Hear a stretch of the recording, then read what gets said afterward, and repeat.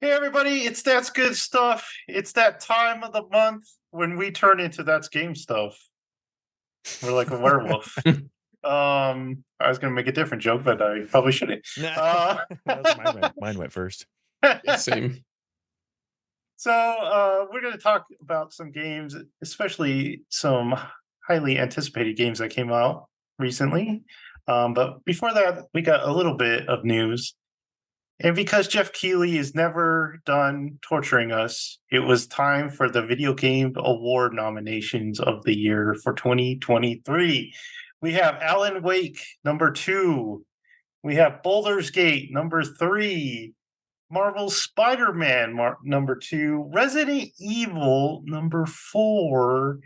We have a Super Mario Bros. Wonder, and we have The Legend of Zelda Tears of the Kingdom. So we talked a little bit about this in the chat, our personal chat. You guys can't see it because we don't want you in there, but it'll just offend you and you'll get mad at us and never like us again. But that's why we'll never have a Discord. It's true, I will. Any opinions on who's going to win this 2023 award? Well, first of all, you threw me off by the number 2. I was like, were these numbered in Yeah, a certain same. way? But then I was like, oh, you're just going number 3 and number 4. So No, it's the second of the yeah. series. But so is Yeah. Mario Wonder number like 45 or something like that? We in our chat we talked about it, and like my guess would be Zelda. As we'll get into whenever we play our when we talk about the games we played, there's a game on here that I don't think should be on this list, and I'm very surprised that it is. Resident Evil 4? No. Oh. The other one that I played, Alan Wake 2, very after finishing the game, not a bad game in the slightest, but game of the year quality, especially in this year, no, sorry. But my vote would want to be Spider-Man 2 out of this list, even though I haven't played Baldur's Gate 3, even though I hear it's amazing. But I think Zelda is going to take it. I think Zelda is the very safe choice. Like, if you were betting on it, you'd probably bet Zelda because it just seems like people really love that game. It came out so early, though, so all the talks kind of died down from it. But it was huge when it released. So, yeah, I think Zelda's a safe choice. I think it's between Zelda and Spider-Man. Spider-Man was kind of controversial. Alan Wake was kind of controversial. That probably helps them, if anything. But Spider-Man, I hear the gameplay was awesome. So I think it's Spider-Man or Zelda. I'm surprised Resident Evil hasn't had more talk. It's just that's a remaster though, or a remake. That's the only reason why it's like, if that game was like fresh and new, or if that game was treated the same way as like dear Lord, Final Fantasy VII remake was, I feel like it'd be more of a contender. But the fact that it's just Resident Evil 4, it's not like rebranded or renamed. It's just the same thing. Because I feel like anyone who didn't play it wouldn't realize how different it actually is and how much they expanded upon it and changed. Like, it's like Alex and I were talking about the other day. He was like, "Does that really need to be on here?" I was like, it's like a fourth the way of what Final Fantasy VII did. Because Final Fantasy VII took a whole multi-generational leap into this 3D combat, and very, very cool how they did it. But Resident Evil 4, they changed a lot, and they added a lot that makes that game just somehow better than the first, and that's incredible. So yeah, I think it definitely deserves being here. I wouldn't vote for it just because, I don't know, that's a weird stipulation of mine of the fact that it is not a brand new game. But anyway, Johnny, how surprised were you that Super Mario Wonder was on this list? I wasn't. I mean, it didn't really surprise me. I mean, it's been getting like raved on completely from Game Informer, IGN, every other single media brand that does gaming news. I haven't played much of it, but from what I played, it is like fun. And I mean, it's come 10 years after the last side-scrolling Mario game, so a lot of people are anticipating it, and I feel like it's kind of that like that wonder of having a new side-scrolling platformer of Mario again.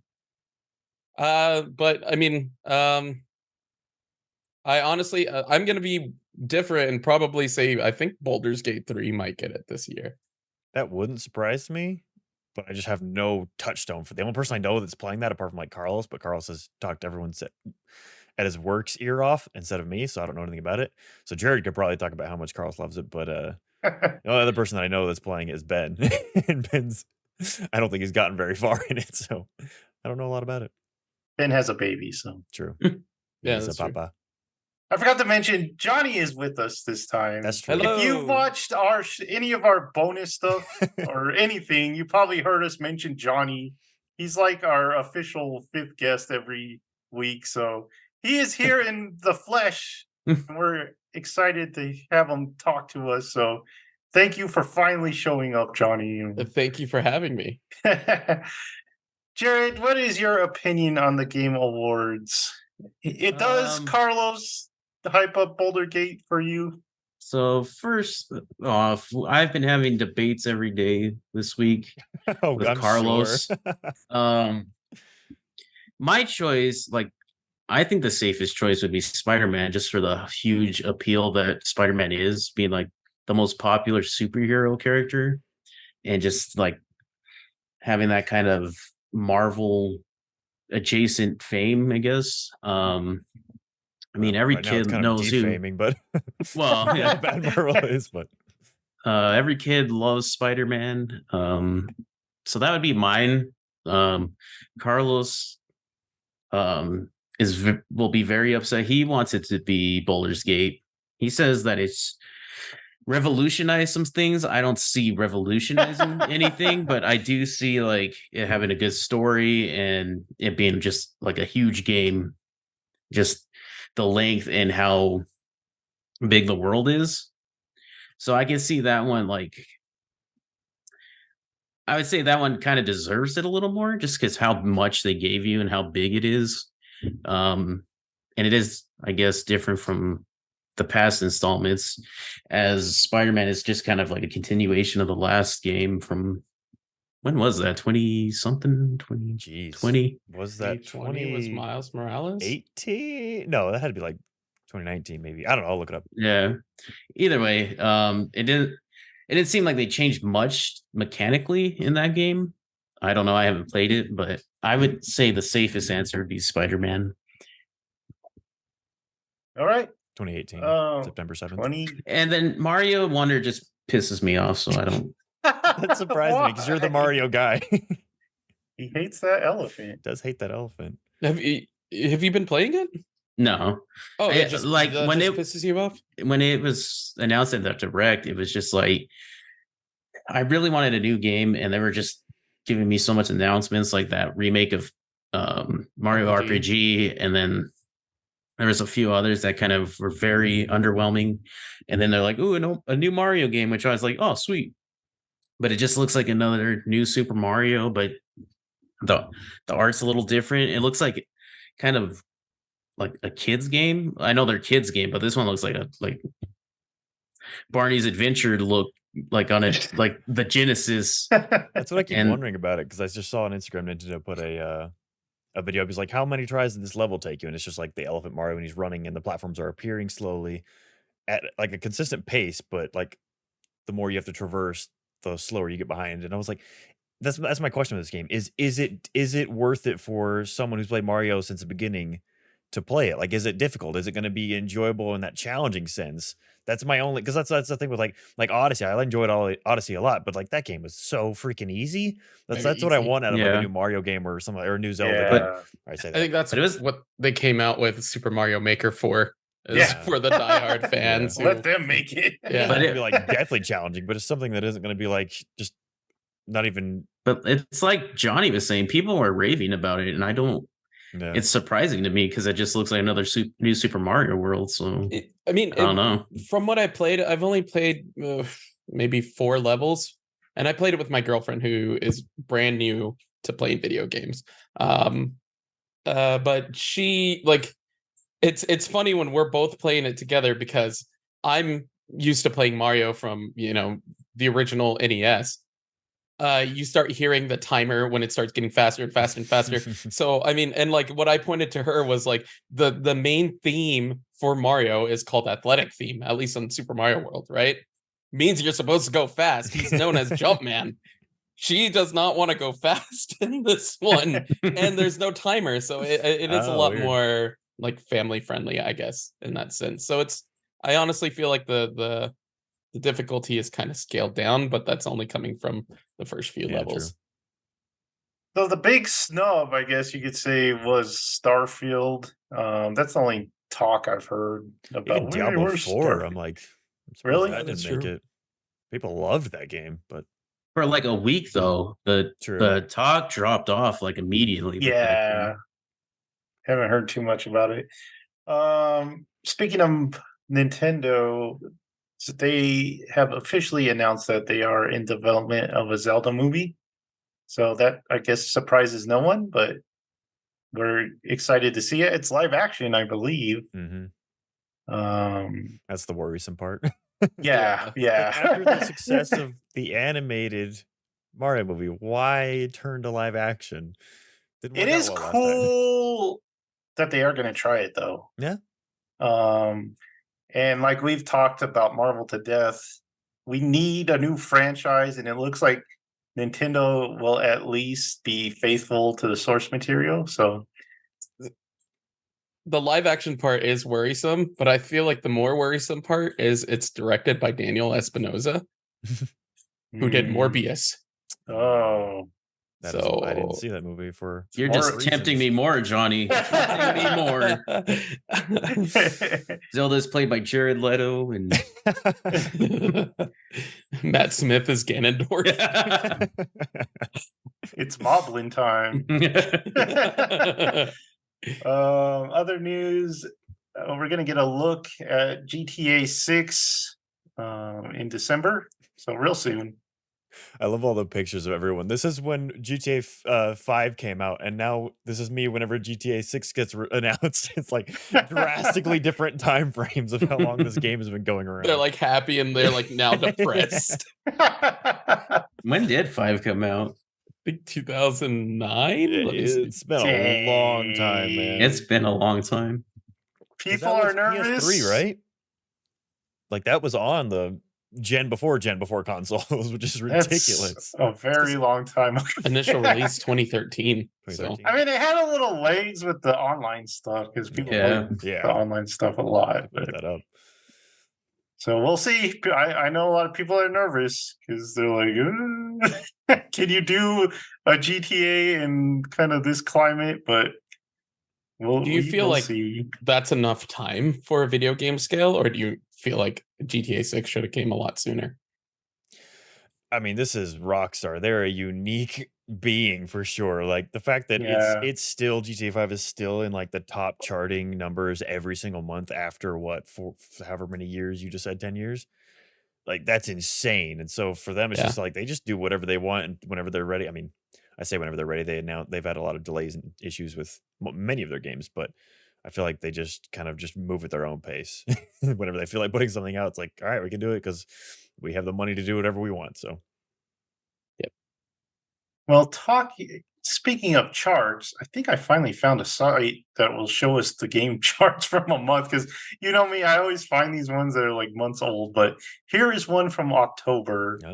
And no surprise, Spider-Man 2 was on the head of the pack.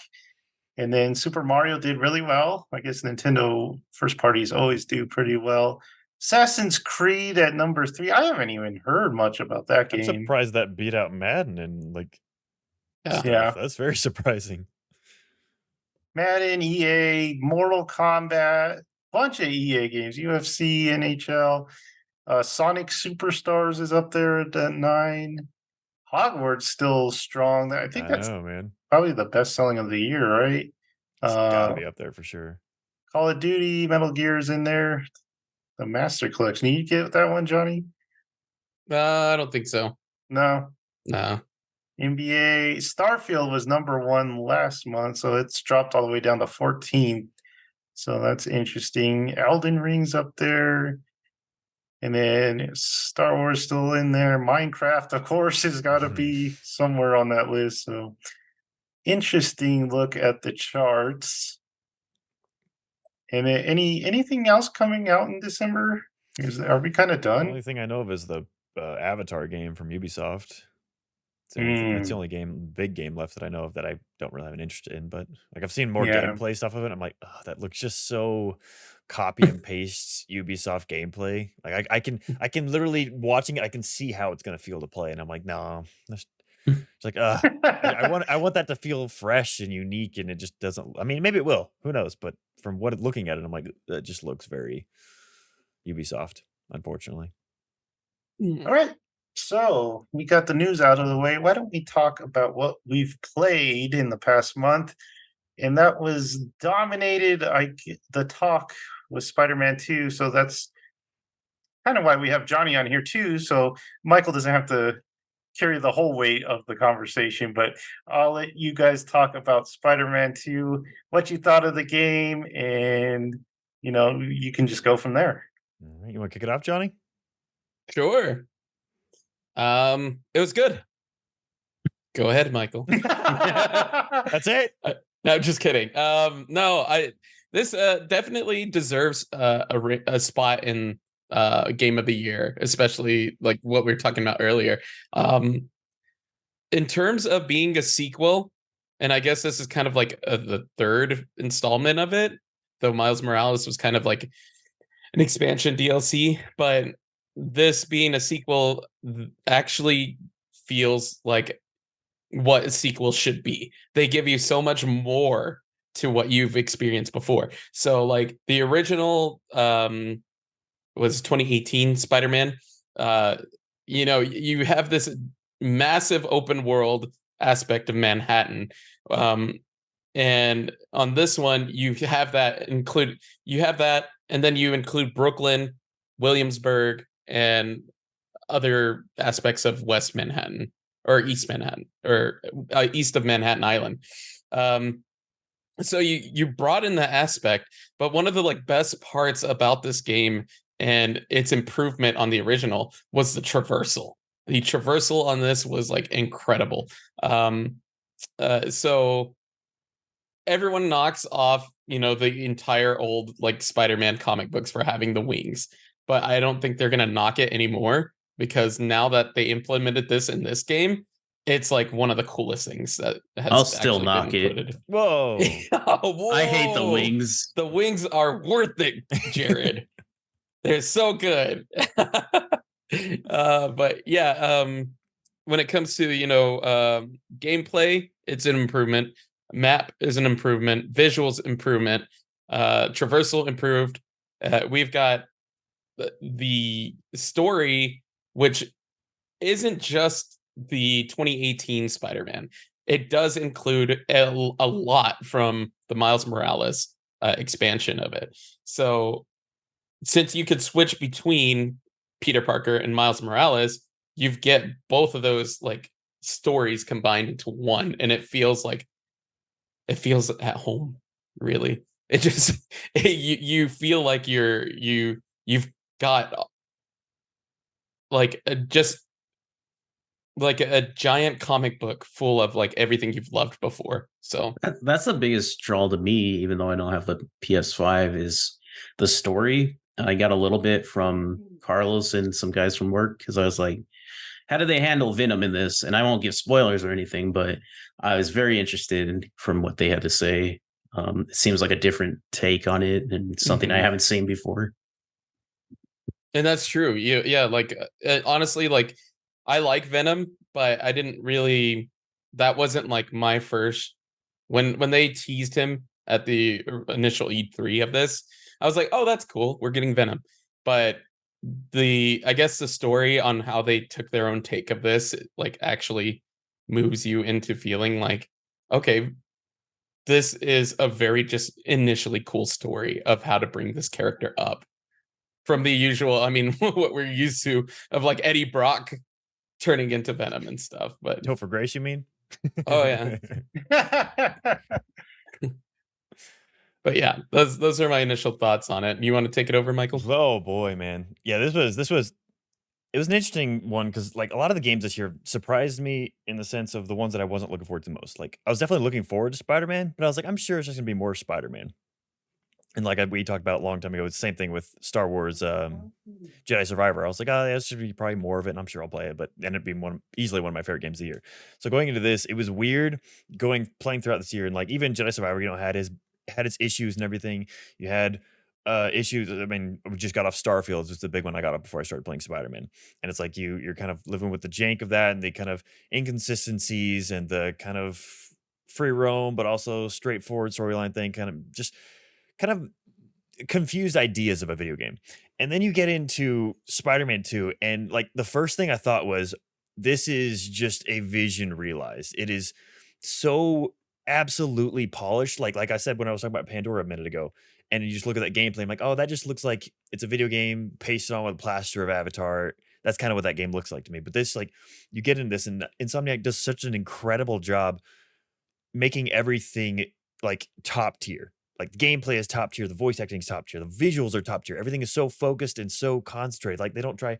Even one of my favorite things they did in this game is such a simple thing is they brought down so much of the extra stuff in the world. Like there's still a lot to do, but it's also way more focused and more interesting. Like all the side quests are way more interesting in this game, in my opinion, than the first one. I'm just doing a few things.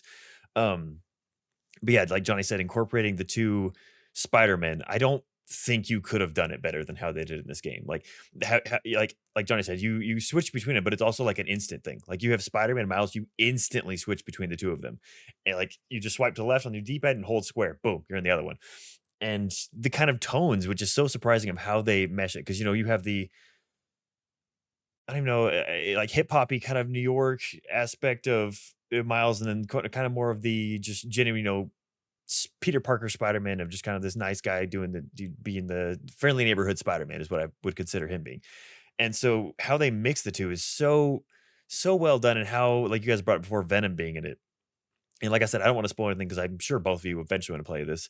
And yeah, it's so interesting because you start the game with, like we've seen with the initial gameplay trailer, Craven's in the game, and like okay, well, we saw the initial reveal, we know Venom's gonna be in it, so how are they gonna tie it into it? And so how they bring in both of the villains, not only that, but like I feel like Craven's story almost gets overshadowed with how good it actually is, and what the kind of like, what's the word I'm looking for?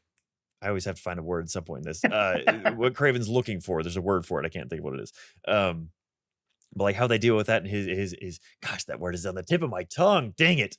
Oh, it's right there. Anyway, but yeah, so moving into the Venom, there's so many surprises that I enjoyed. Like Johnny talked about, and like Jared said he was hinting at, was just things that they subvert your expectations and just have so many interesting surprises. It's hard to talk about this without spoiling anything, but yeah, I think like I'd heard a few people talk about how it wasn't as good as the first one. I feel like it's not as personal as the first one, with like Peter Parker in the first one going with Doc Ock, and the kind of mentor mentee relationship, and that kind of falling apart, and that kind of emotional climax that kind of happens. Like this it doesn't have that many moments in that sense, but like the other moments it has are so strong. Like with the dealing with a surprising weight brought to the game to me with the story was the dealing with Peter Parker and Miles being co-Spider-Man, and like the responsibilities each of them feel to each other, but also like the, not jealousy, but like almost like, oh, wait, I don't want to step in your shoes. Like you're the original Spider-Man, but then he's like, oh, I don't want to like put you down. It's such an interesting line they balance throughout the whole game, and it's such a satisfactory ending. But I'll stop talking about the story because I don't want to spoil anything. But it's so good, so good. Anyone who says like, it's fine, no, it's an incredible story. The gameplay, like Johnny was talking about, holy cow. Okay, so the first Spider-Man, I enjoyed, and I was like, okay, this is just fun combat, but it kind of felt a little repetitive. I feel like it's a very onus upon you in the first one to experiment with the gameplay. Like you're like, okay, I can play this, but I really don't need to explore or force myself to learn all these abilities and everything. The second one, like I saw I'm not normally the meme guy, but I saw the meme, where there's that game where he's like sweating his butt off and he's just like doing that. It's like he's trying his hardest. and it bounces between the joke between Mary Jane in this game is like God overpowered. She's basically James Bond and can't be stopped. And so it had like you playing as Mary Jane, you're like la di da, and then it goes to Spider-Man. It's just that kid like sweating and playing because it is like literally there are times I'm like, I don't know how I'm doing this, like why my brain is comprehending pressing all these things at once because it's intense and it keeps you on your toes so much. You're like, I need to use this ability, I need to use this ability, of waiting for that to recharge, and I got 7 people on this side. Like it's extremely intense. So I really appreciated how they brought the difficulty up to where it's extremely challenging, but it's not like Dark Souls frustrating challenging.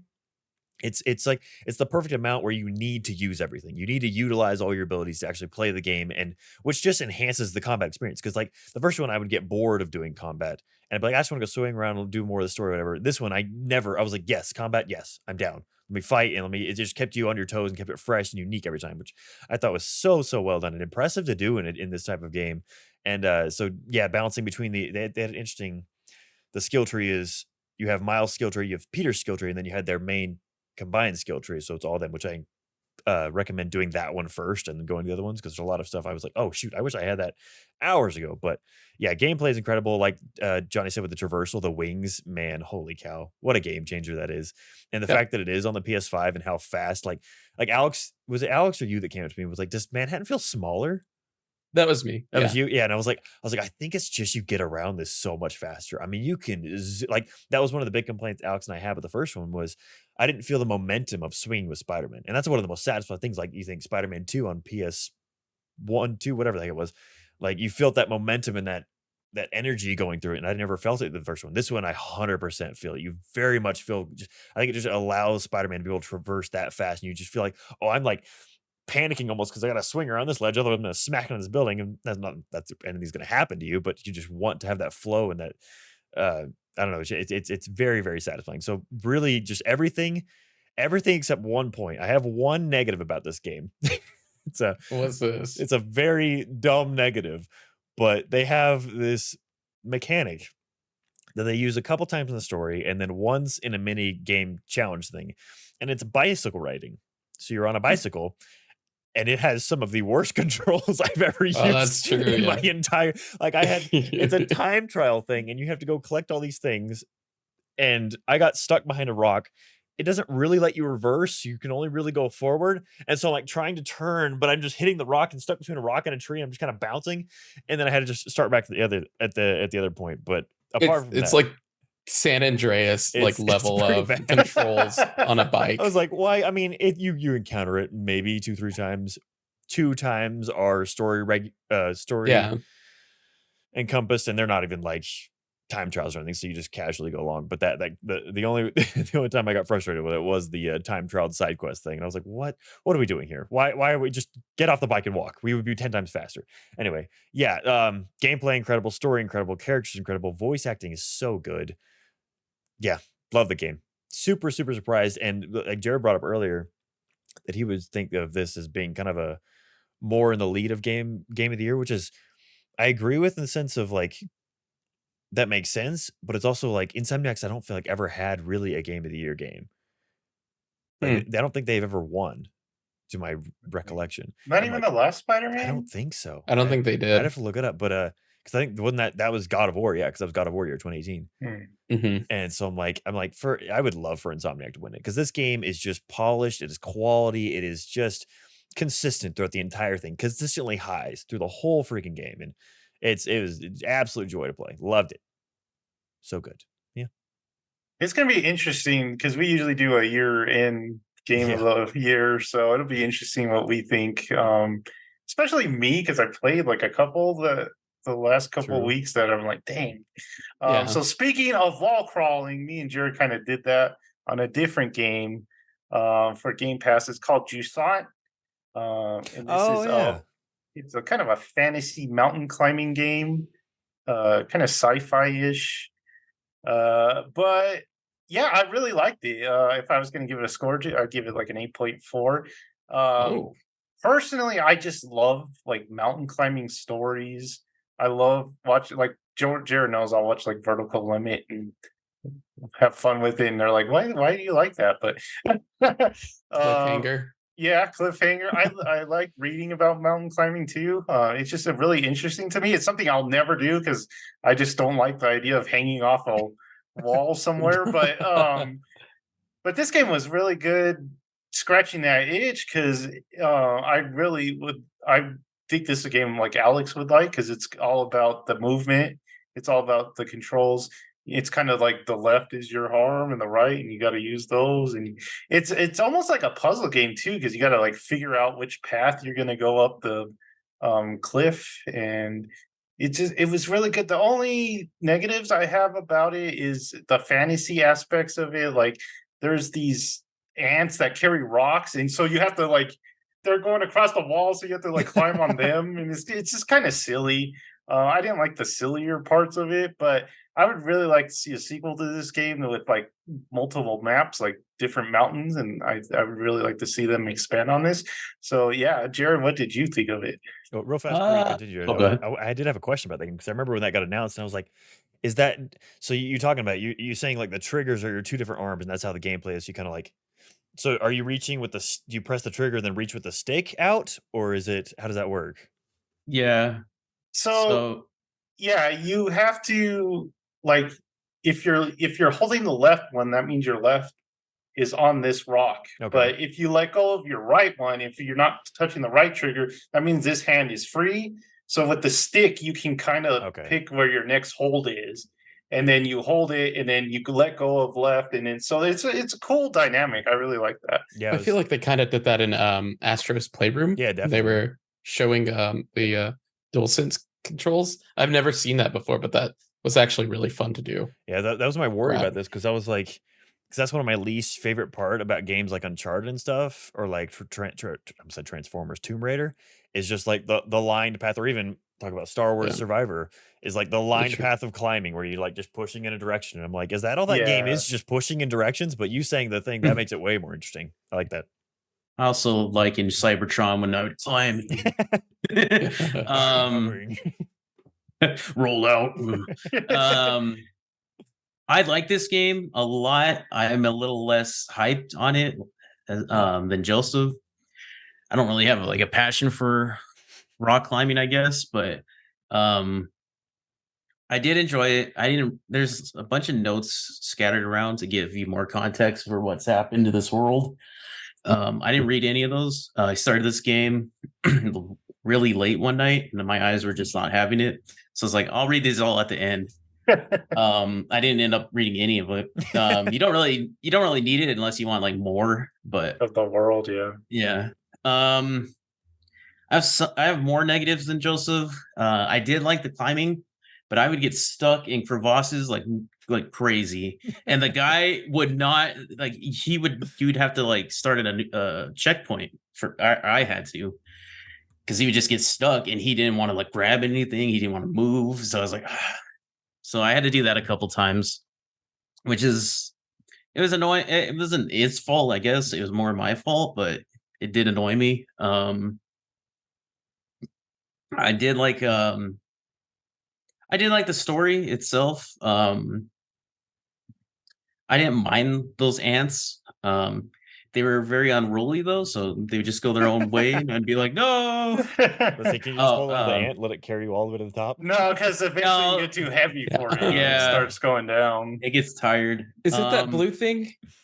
No, No. that's Oh, a okay. companion. I want a plush of that.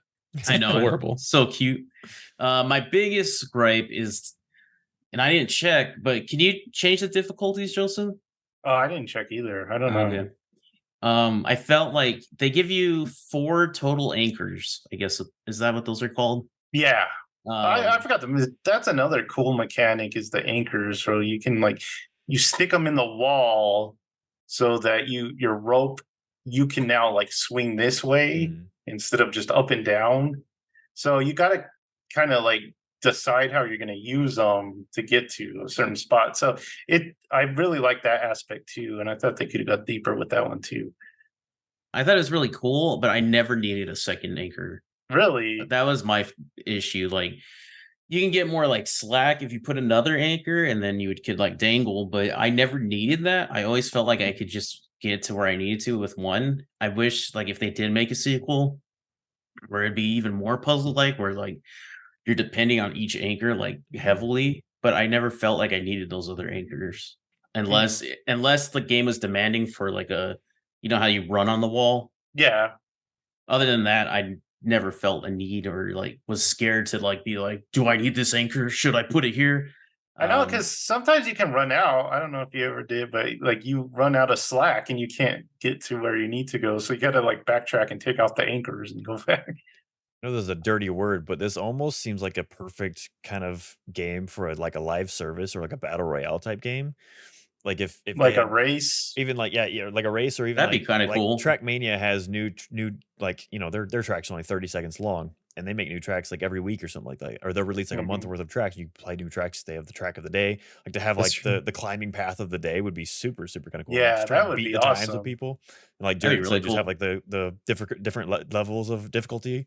That'd be actually pretty awesome. Like a 99 version of this, Yeah. like the Tetris, and that'd be really cool. Yeah, I be think really they really wanted to tell a story with this game, but that's the weakest. Like Jared said, that's the weakest part of it because like you don't want to read all these things and find them.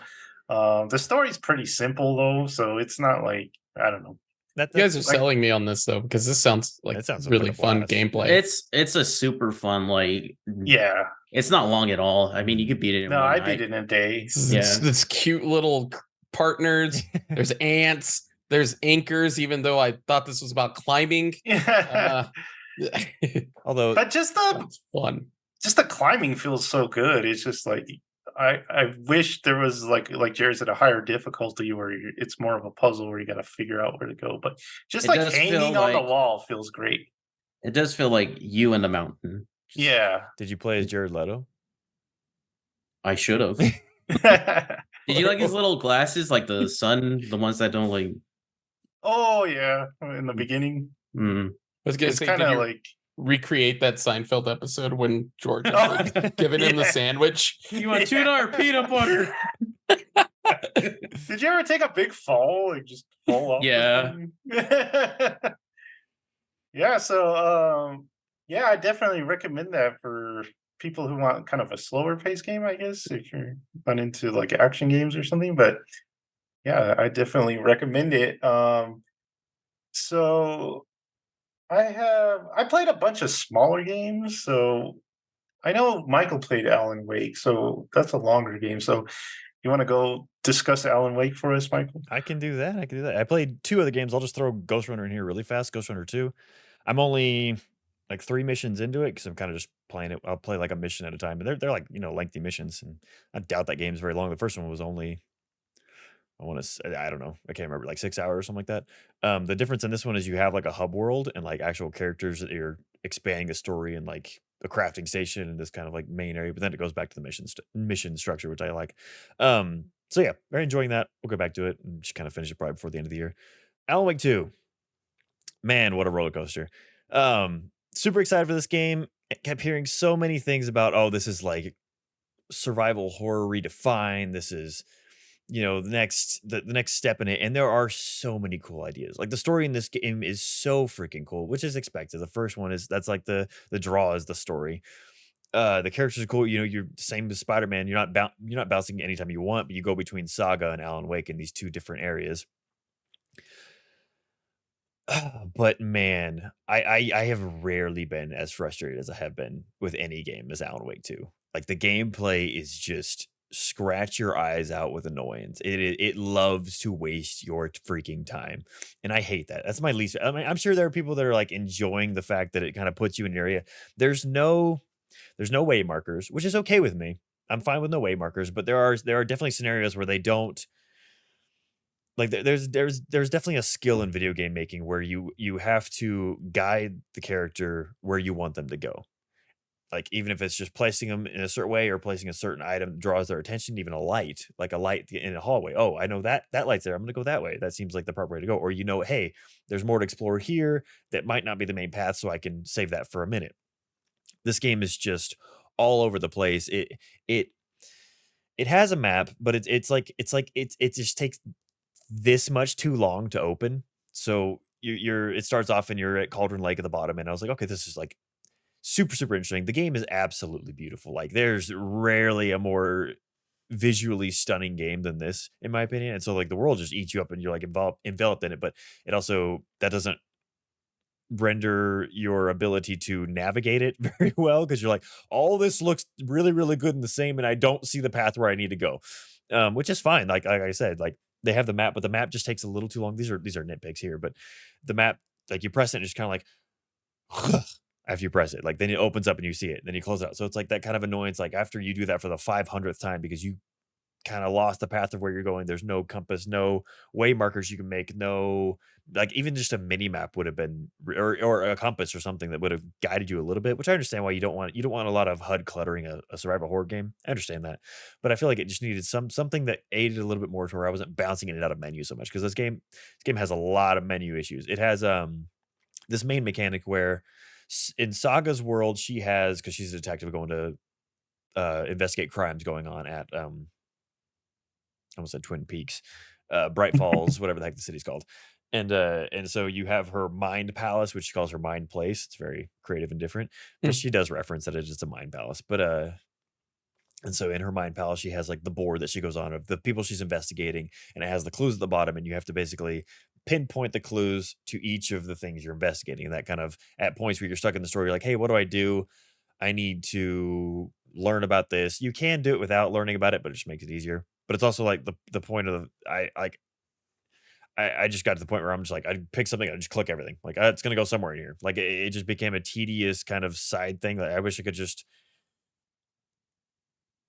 not auto do it, but just something that kind of brought a little more fluidity to it because it just got repetitive. Or like if you get to a point where you're way down the line, you know where everything is. Like you learn all this stuff, but you have to place everything for her to conclude what in her mind is the answer to do. Then you have to get all these freaking tags and place them. And I don't know. There's a lot of time wasting aspects to this game that really, really made me angry. And then the actual gameplay itself, it's what I feel like they should have focused on. Because I mean, if you're playing a game, in my opinion, especially a game like this, especially a survival horror game, it has to be fun to play. This game was fun to play in very like combat wise in very rare scenarios. Because the enemies they move around a lot. Like they're like, the Alan Wake is the thing where you have to shine a light at them first, then you could shoot them. One, I'm playing on normal difficulty, and they're absolute bullet sponges, which is fine. But I never find that as satisfying as more enemies with weaker health. Like I like to have that sense of progression that I'm getting through, rather than I'm gonna blast you 40 times. And the inconsistency with the weapons also blew my mind. Like there's this one point in there's just a normal enemy walking up to me. I shot him, I think 15 or 16 times with a pistol, ended up dying, came back, shot him once in the face with a shotgun, and he died. I was like, where's the consist? Like I wasn't even point blank. I was probably halfway back, and I was like, I found very inconsistencies with the weapon damage. But yeah, I just found it. There's so many points where, like we were talking about earlier about checkpoints. Oh my god, like this is a game that they like pseudo have checkpoints and pseudo have safe spaces. So you have like this thermos that was a collectible in the first game. You have like bright rooms, that's your safe area, and then you can quick save there at any time. And then there's points where like there was this one time I'm in a hotel and I have to clear like man, it's hard to describe the frustration that this game brought to me. Just tediousness. Like Yeah. and it's way more of the lines of like a Resident Evil 1 which isn't survival horror in my opinion. That's more of just like a horror game, like strategy or puzzle horror in the sense. Like that's Yeah. not really like combat, which when you say survival horror, I think Resident Evil 4, I think Dead Space, I think Evil Within 2. And this is very much not like combat is sparse in the beginning and then later on just frustrating because you're just like you disappear every 5 seconds that are way too fast. Alan Wake is very, very, very, or even Saga is very slow. There's not like a lot of maneuverability that you can do. Even like they do the one button dodge move where it's just L1 and you and it's like and then they have the issues with like auto tracking. So the guy throws an axe and I do the move. And I feel like if you're going to have something simple like that as a dodge, it needs invincibility frames. It needs something that, hey, if you still pressed it, you're still not going to get hit. But like they throw an axe and you press it and like you hit like a wall or something, like you dodge and then a rock stops your foot or something, the axe is still going to hit you even though you dodged perfect timing. I'm like, this is a video game that's kind of expected that you're going to get through that. I don't know. Maybe I'm being a baby there. There's just so many aspects of this game that I was just like I could only play it because Alan Wake is the first one is done in chapters, and this one's done in chapters for Saga and parts for Alan Wake to separate the two. And I could only do one at a time. Like it was just, it gets to these points where I'm like, why am I still doing like the same thing over and over again? There, the line you hear, I think 5 or 6 times, it's either Saga or Alan Wake go, "Oh, I'm in a loop. I need to keep going." And so you get in like the hallway and you run straight, you run left, then you have to find the puzzle of running back in that. And it's like Groundhog Day 5 or 6 times in several different areas. And it's like, yes, I know I'm in a loop. I've done this 14 different times and I'm really, really tired of it. I would love to do something different in this freaking game. But it's just like the game started off super, super high, which is frustrating because I'm like, this is exactly what I want. This is so spooky. This is intriguing. The weird, Mind Palace kind of thing, or Alan Wake's, what is his? He has, his is actually interesting because well, I say interesting. There's the mechanic of how he gets his ability. So he gets a set piece or a place that he can alter with writing because he's in the dark place, and so he can like how he writes it is how the place changes. So you're at a hotel at one point and you want to be able to get past this one room, you write that there's a seance going on in the next one, so the next area opens up and you can move into it. And so, but to get his, you have to in the actual world, you see a black floating ball and a white floating ball, and you have to line them up. But it's like not satisfying or enjoyable in the slightest because you're just basically like aiming to walk slow and then moving the stick around like this until you're like, all right, that looks pretty close, and then it finally triggers and you're like, oh my gosh, I've done this 700 times to just get the stupid alteration to what you're writing so I can look at the thing. And it's not even like cutscenes, you're triggering shadows that talk forever. And I swear I was on my phone 40% of this game because of how much there's just like, all right, well, we're just gonna wait for them to get them talking to say the same thing they've said 400 times. Like there's a point where Saga, like I literally yelled at he was like, I know TV, I know that this is happening and this is where we're at. Stop telling me that is what is happening. It's very oh, this game is just it's frustrating because it's so cool and so interesting. They do things like, I don't know if you guys know how much live action they integrate into this. Like there's a part where it looked like I was playing something real. It was so wild. You're walking through this like dark place concert area with Alan Wake, and the walls are actual screens, but the screens are live action things happening. So you're walking through it, and I was like, I genuinely would believe that this is I'm watching something that someone filmed or something right now. It's so crazy how well they blended it, and they do such interesting things. They do have a few. There are 2 of the characters that are live acted that aren't. They're dubbed, which is because the voice actor for Alan Wake doesn't play the actor for Alan Wake. So when he's talking, they do a really good job with it, but it's still like I can see how off it is at those certain points. And the other guy, I'm like he's like the actor is playing it, it's Sam Lake, and he has a foreign accent, and the other guy's like very normal American boring accent, and it's just like you can see like the way his mouth is moving. I'm like that doesn't fit at all what you're saying, but so that's a little few things that are weird, but I don't even know. So yeah, it's all that just to say that I don't understand why people are raving about this as much as they are. Like people are going absolutely. That's the bad thing about horror fans. Whenever there's a new game or something like that, they're like, "This is the new. This is changing everything." And then you play and you're like, "This is the same." It does do so many different things, but it's like if you want this kind of detective walking simulator, don't put the other aspects into it. Like, don't waste your time with the weird, like there was this boss fight where there's a guy in the background, and it's like I was talking about the checkpoints, which I didn't even finish my checkpoint pointer there. It basically sent me back I think 15 minutes before of me just walking around a house because I died to something randomly in the top area. And I'm like, I completed 4 or 5 other different things, and you have checkpoints in the game, but you didn't give me one before this like pseudo boss fight. It's like, come on, you're just wasting, like I said, wasting my time, and I hate my time being wasted in games.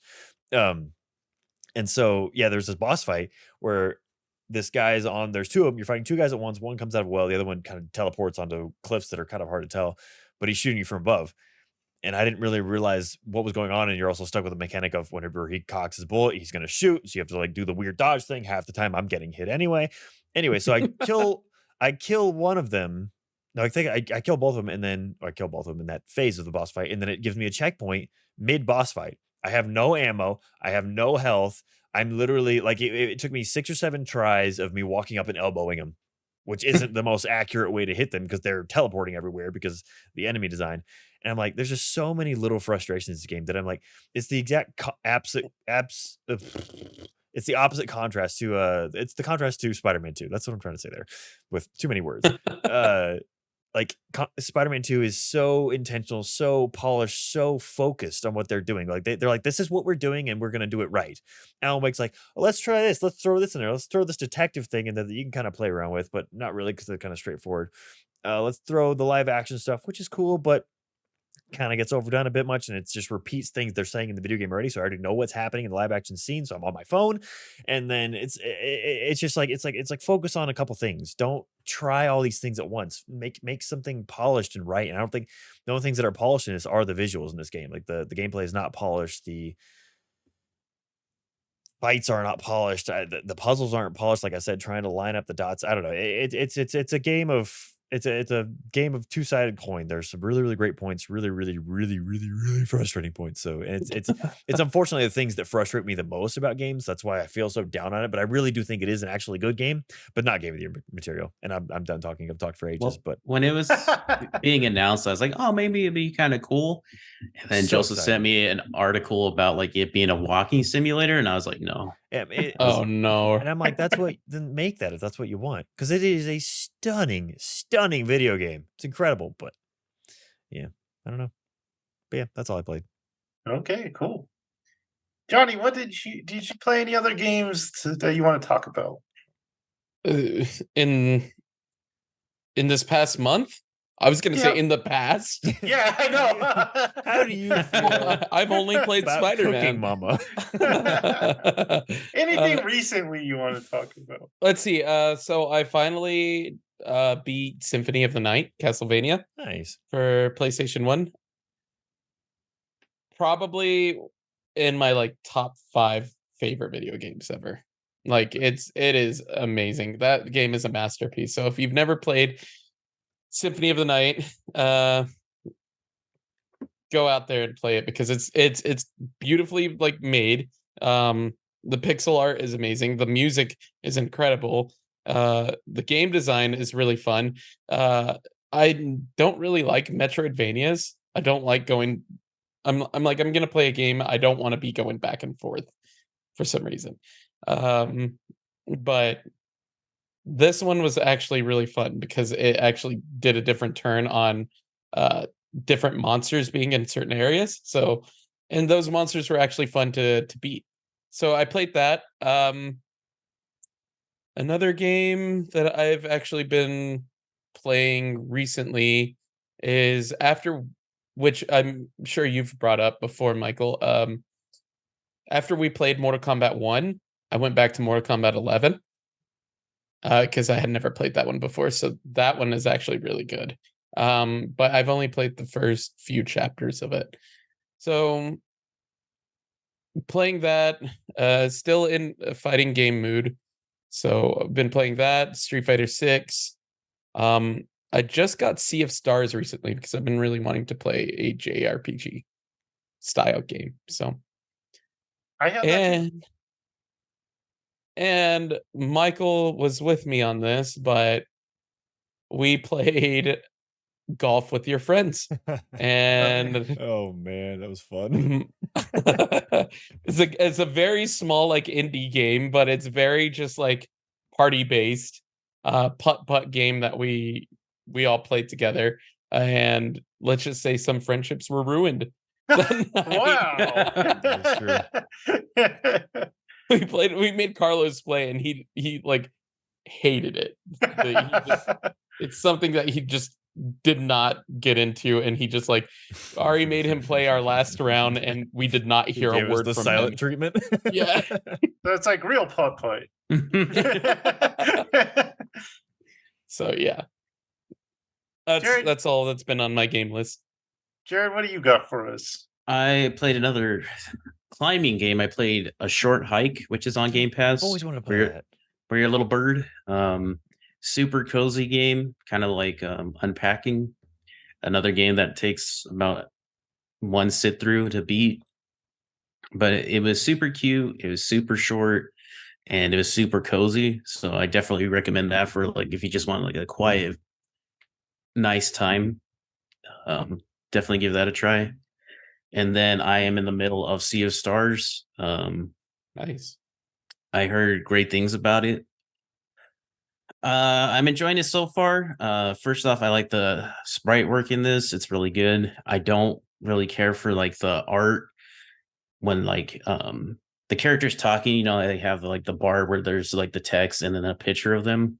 Yeah. Not crazy about that art. It looks like a very Western style cartoon. Um I I know it's not like a JRPG, but I want it. I would just prefer like anime characters, but they look like kind of Western style. I do like the combat. They kind of borrow from like Mario RPG or Paper Mario, where you can, if you press A at a right time, you can attack more or dodge more. I have never been so bad at timing on a game than this game. I can never dodge or anything. They just always hit me. Yeah. It's a weird, like it's weird to like get it right, especially from different like enemies because it's like they all have different hitboxes, so you don't know when to push A. But I do like the one character where she like you can bounce. yeah, I got it up to like 25 hits, and I was pretty proud of myself. Yeah, that one's pretty good. And then the guy has the fireball that just. Who did you choose? The guy. The guy. Yeah. I don't know why they make you choose. You get both. I know they're both there anyway. But so far, I'm enjoying it. I kind of want to beat it before the game of the year because it won indie game of the year. So I'll probably finish that before the end of the year. Cool. But that's all I played. All right. Real fast, another game that's probably in my game of year. It was Cocoon. This one blew my mind at parts, so that's always good. This is from the developer or the designer of Limbo and Inside, so that was just like, oh yeah, I gotta play that. And basically you're this little bug guy, and you've got these orbs that let you go into different worlds. So each orb you carry is like a different world. So you're like carrying a different world with you as you go. And like you can shoot one of the orbs and it'll affect another orb if you have it set up right. So this, like I said in the chat, this is Bugception. I mean, I'm in world within worlds here, and it was just really cool mechanic. It is very much like Limbo and Inside, so if you like those games, you'll love this like I do. I give it like a 9.6, I think. Does it have the runtime of like Limbo? Yeah, it's very short. It doesn't do too much different than those games, so I don't know if I'll. Yeah, this is going to be hard to pick my game of the year this year, but this one good. This one was good. I like the colors. The story wasn't much. It's not like inside level story, but it's still like, oh, okay. It's about bugs. My next game was probably a 3 point something. Frog Detective, which is not much of a game. It's I downloaded that. You did? It's pretty much talking. There's some cute stuff, and it gets very political at the end. And I was like, I thought I wasn't expecting this from this game. But yeah, I mean, it just seems like a game someone made on a weekend and said, "Here, play this." Okay. Frog Detective. So it's kind of like a point and click, kind of old school point and clicker. So after that, I played Coffee Talk. Is that what it was? Okay.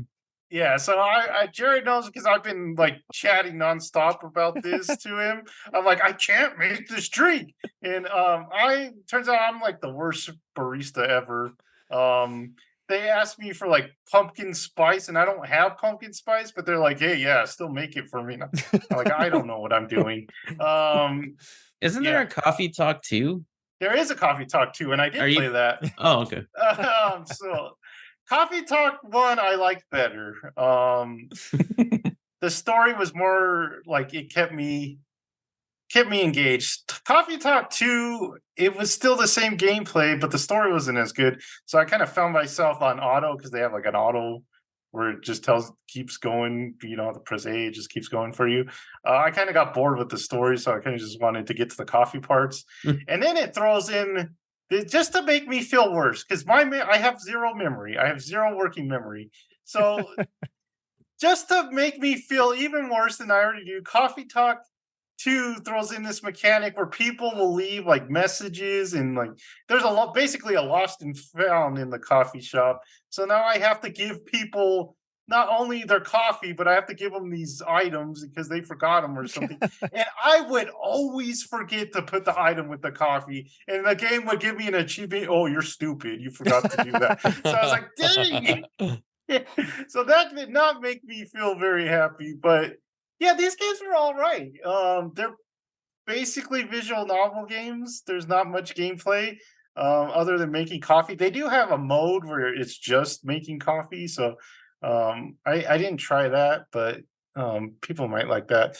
You're Plus, gonna practice so you become a better barista. it'd be interesting to make all the drinks because you can unlock like all the drinks in the story. You don't really need to. But like, yeah, Coffee Talk 2 throws in tea. Oh, So I learned that so there's you got to brew. Yeah, I learned that there's blue tea. Which I never knew, but there is blue tea in existence. So and then each of the game you can do the latte art, which I was terrible. It just looked like a big smudge on the coffee. So I'm sure people get real creative with that. And then Coffee Talk 1, if I can give you a little pro tip, always put the milk and then the ingredient because that works. Or maybe I'm getting that wrong. I already forget. Maybe it's always put the milk last. Because it switched between games. Like one game you put the milk first, and another game you put the milk last. And I was just so confused at making coffee. I'm not good at making. Coffee Talk 1 probably gets a 7 for me. Coffee Talk 2 probably goes down to like a 5-6 just because the story wasn't as engaging. But yeah. So you guys know I love scanning.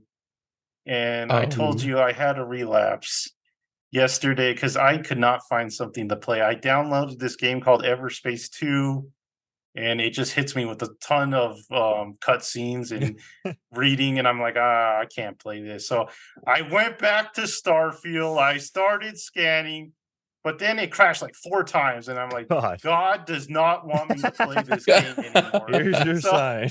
So I downloaded Sea of Stars, and that's what I'm playing right now, like you too. So I was really hesitant to play it because people were like, oh yeah, this is great. And I'm like, I don't believe you people, but for once the people were right. It is a pretty good game. I mean, it's not groundbreaking or anything. But the story I was engaged in right away is like, this is interesting. These guys are sewing. They got to sew to become knights or something like that. So I'm like, okay, I'll give this a try. So far, I'm not far into it. It seems kind of shallow, like the exploration. Seems like you're on a very linear path. I don't know. It just feels kind of like it's not too big. I wouldn't say that. But I'm not too far into it. But yeah, I've liked it so far. Seems pretty good. So hopefully I'll have that finished by the next time we do this. But the next time we do this, it'll probably be our game of the year. So you'll probably get to see that, and you'll probably get to see Johnny back again. So hopefully we can get him for his game of the year picks. So I think that's going to do it for this time. Any last words from you guys? No. No. I don't know. I don't know what to play for the rest of the year. Sea of Stars, man. Get to Sea of Stars. I have it downloaded, but we can all do Sea of Stars. true. I have it downloaded. Maybe I will. There's plenty of stars out there. whole sea of them. Not going to scan a single one. So, like, subscribe, and notify yourself for even more good stuff to come. And we will see you next time. Bye.